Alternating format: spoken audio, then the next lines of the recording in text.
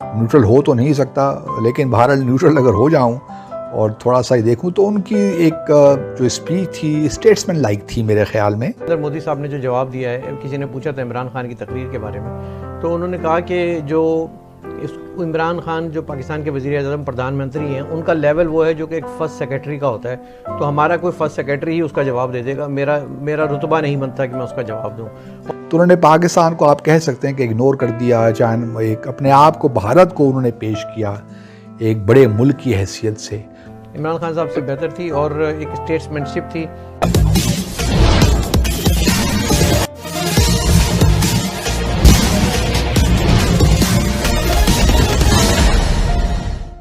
जैसा कि आप लोगों को पता ही होगा कि संयुक्त राष्ट्र के आम सभा का 75वां सत्र संयुक्त राष्ट्र के मुख्यालय न्यूयॉर्क में 22 सितंबर से चल रहा है। इस सत्र में सामान्यतः सदस्य देशों के राष्ट्राध्यक्ष अपने अपने विचार खासकर अंतर्राष्ट्रीय मुद्दों पर रखते हैं।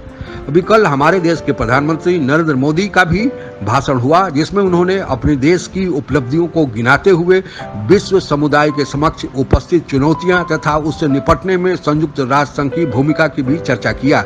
साथ में उन्होंने यह मांग किया कि भारत को संयुक्त राष्ट्र सुरक्षा परिषद की परमानेंट मेंबरशिप दिया जाए, इसे ज्यादा दिन तक टाला नहीं जाए। जहां एक और प्रधानमंत्री नरेंद्र मोदी ने द्विपक्षीय मुद्दों को उठाने से गुरेज किया, वहीं पाकिस्तान के प्रधानमंत्री इमरान खान नियाजी ने अपना सारा समय द्विपक्षीय मुद्दों के बारे में ही लगाया। प्रधानमंत्री नरेंद्र मोदी ने इशारों में कुछ और संकेत दिए, जिसको विश्व समुदाय ने बड़े ध्यान से सुना। इसकी चर्चा हम इस वीडियो के अंत में करेंगे। उसके पहले प्रधानमंत्री नरेंद्र मोदी की भाषण की चर्चा पाकिस्तान की मीडिया में किस प्रकार हो रही है, आइए सुनते हैं। भारत के वज़ीर-ए-आज़म नरेंद्र मोदी ने जनरल असेंबली से खिताब किया, अक़वाम मुत्तहिदा की।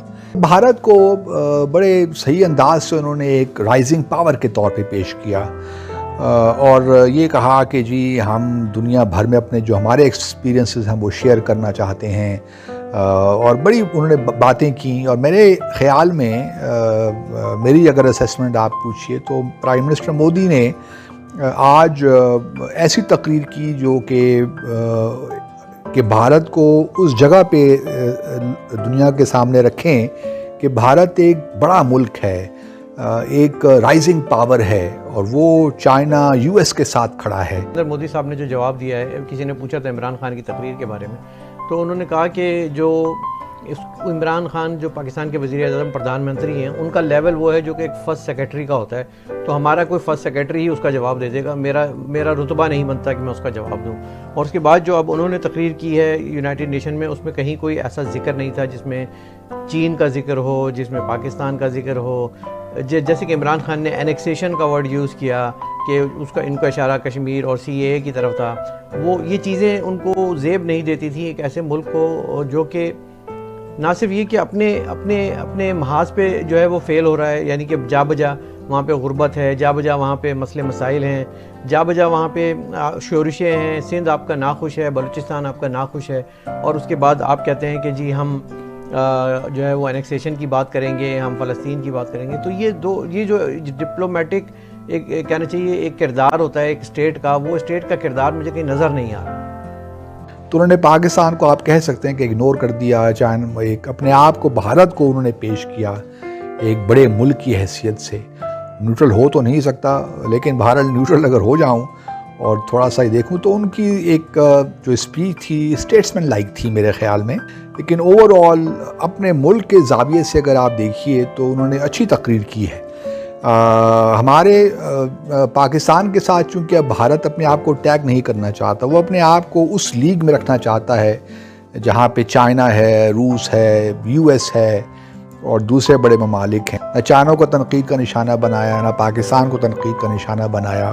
उन्होंने अपना एक मुकदमा पेश किया दुनिया भर में कि भारत के बग़ैर दुनिया जो भी कोई ऑर्गेनाइजेशन है, तंजीम है आलमी, वो भारत के बग़ैर नामुकम्मल है। ये मैसेज था और यही था कि भारत एक ग्रोइंग पावर है, राइजिंग पावर है और इसके इतने एक्सपीरियंसेस हैं कि हम दुनिया के साथ शेयर कर सकते हैं, जो डेवलपमेंट के एक्सपीरियंसेस हैं। तो मैं समझता हूँ कि एक अच्छी तकरीर थी और जो एक स्लैंगिंग मैच कभी हुआ करता था पाकिस्तान और भारत के दरमियान, हालांकि कल हमारी जो हमारे वज़ीर आज़म की तकरीर के बाद इंडिया ने अपना राइट रिप्लाई लिया।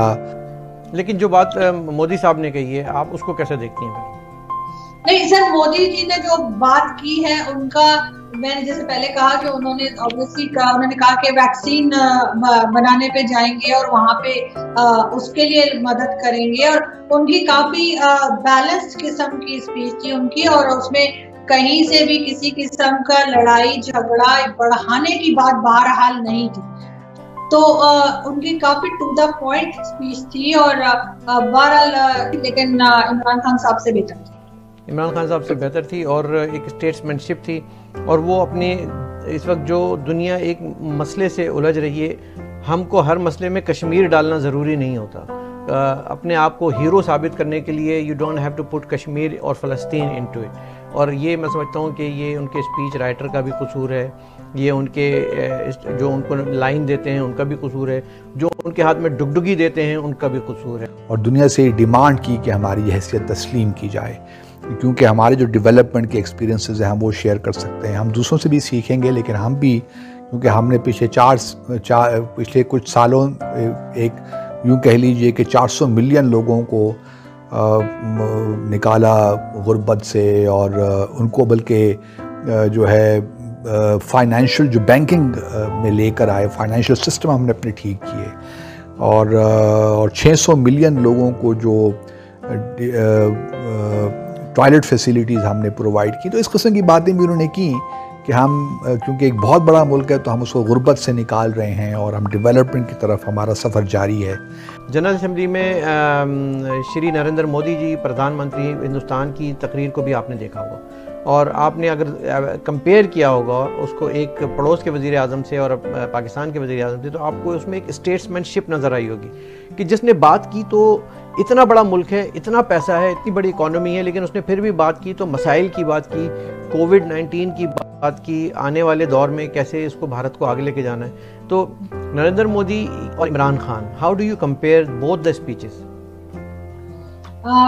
सर ऑब्वियसली मुझे भी यही लगा कि कुछ पॉइंट्स एक्स्ट्रा थे इमरान खान साहब की स्पीच में जो नहीं होने चाहिए थे। जैसे कहते हैं ना, अच्छा खासा जो अच्छी बेहतर स्पीच वो कर रहे थे, करते करते उन्होंने उसको सारा खराब कर दिया, और सिर्फ ये न्यूक्लियर और इसकी बातें बीच में ला के आपने एक दफा फिर से झगड़े की बात की, एक दफा फिर आप चीज को गलत रुख पे ले गए। तो उसमें इंडिया की या किसी और की गलती नहीं है, या उनके अपने अल्फाज हैं जिसको ये वापस नहीं ले सकते। जैसे इन्होंने अल जजीरा पे जब एंकर बात कर रहा था और इन्हीं की 2 साल पुरानी स्पीचेस इनको बता रहा था, तो ये मुकर गए और कहते हैं पता नहीं कहाँ से उठा लाते हो। वो उस चीज से मैं एग्री नहीं करती कि हर दफा जाके और वर्ल्ड कम्युनिटी के सामने हर बार यही कुछ रोना रोए, मुख्तलिफ रीजंस दे के कि अब हमें इसलिए पैसे चाहिए और अब हमें इसलिए पैसे चाहिए। तो वो उनको थोड़ा सा सोचना पड़ेगा कि हर जगह पे अपनी जो है ना वो डोनेशन देने वाली जो आदत है उनको उसको कंट्रोल करना हो। आपने बड़ा अच्छा लफ्ज़ यूज़ किया, डोनेशन का बड़ा सॉफ्ट वर्ड है, लेकिन इसके कई और मानी भी निकलते हैं। हम लोग तो कभी कभी चंदा बोल देते हैं, और सरहद की दूसरी तरफ उसे भीख भी कहा जाता है, लेकिन देखा जाए तो कशकोल है हाथ में और आप जा बजा घूम रहे हैं। ये भी अच्छी बात नहीं होती कि जब इंटरनेशनल इवेंट्स होते हैं, जब इंटरनेशनल मौक़े आते हैं, तो आपको अपने मुल्क का स्टांस और नैरेटिव को सामने रखना होता है, और वो कभी कभी इमरान खान जो है वो साइडलाइन हो जाते हैं। ये उनका कसूर नहीं है। देखें, एक head of state every single point of the speech जो है वो अपने दिल से नहीं लिखता, बल्कि उसको लिख के दी जाती है। और इमरान खान के बारे में तो ये मशहूर है कि उनको तो जो कहा जाता है वो बोल देते हैं। संयुक्त राष्ट्र संघ का यह आम सत्र एक तरह से आप कह सकते हैं कि इस महामारी के कारण फीका सा रहा। परंपरा रही है कि सभी राष्ट्राध्यक्ष न्यूयॉर्क जाकर अपने अपने विचार रखते हैं, साथ ही एक दूसरे से मिलते भी हैं, जिससे बहुत सारी अंतर्राष्ट्रीय अंतर्देशीय समस्याओं को निपटाने में मदद मिलती है। पर इस साल सभी लोगों ने अपने अपने रिकॉर्डेड स्पीच से ही काम चलाया, पर अधिकांश देशों ने इस महामारी से उत्पन्न समस्याओं का तथा संयुक्त राष्ट्र संघ की उसमें भूमिका का भी जिक्र किया। अमेरिका के राष्ट्रपति ने तो स्पष्ट रूप से यह संकेत दिया कि इसके लिए चीन को ही जिम्मेवार माना जाना चाहिए। हालांकि भारत के प्रधानमंत्री ने भी वही बात की, लेकिन शब्दों की जादूगरी से उन्होंने कुछ इस तरह इशारों में यह बात कहा कि बहुत कम लोग समझे, लेकिन जिसको समझना था वह समझ गया। प्रधानमंत्री मोदी ने कहा कि इस महामारी में संयुक्त राष्ट्र कहीं दिखाई नहीं देता, जिससे उनका इशारा संयुक्त राष्ट्र के एक अंग WHO की तरफ है, जिसने चीन के कहने पर इस महामारी के बारे में सूचना सार्वजनिक करने में विलंब किया। संयुक्त राष्ट्र सुरक्षा परिषद में उन्होंने अपने देश की परमानेंट मेंबरशिप की मांग कर उन्होंने चीन को यह भी संकेत दे दिया कि अब तुम्हारी दादागिरी ज्यादा दिन तक चलने वाली नहीं है। यह सही भी है, चीन को अभी तक करारा जवाब भारत ने ही दिया है, बाकी देश तो केवल भारत का समर्थन कर रहे हैं। आप अगर हमसे जुड़ा रहना चाहते हैं तो कृपया मेरे चैनल को सब्सक्राइब करें तथा बेल आइकन भी दबा दें ताकि नई वीडियो की जानकारी तुरंत आप तक पहुंच जाए। धन्यवाद। जय हिंद।